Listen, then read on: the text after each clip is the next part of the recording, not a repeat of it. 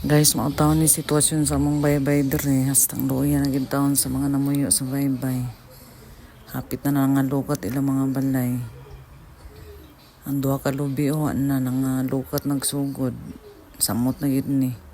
Kay wa na mo pugong sa mga bala sa kuan.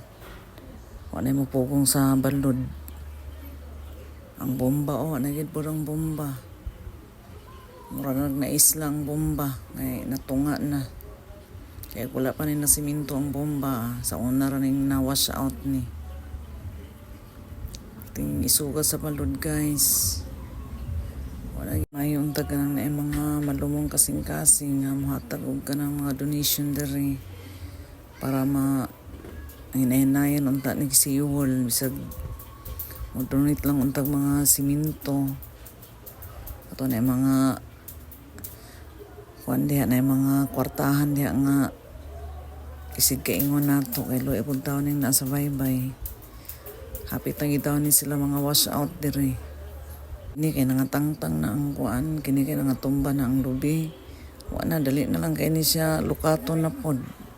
Dali na lang kay ni siya gubo na pod sa balod kay wa naman tong kuan. Katong gamot nga nagpugong unta.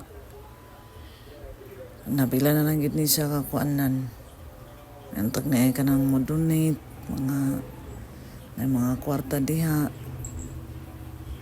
Bisag tag kuan lang pila lang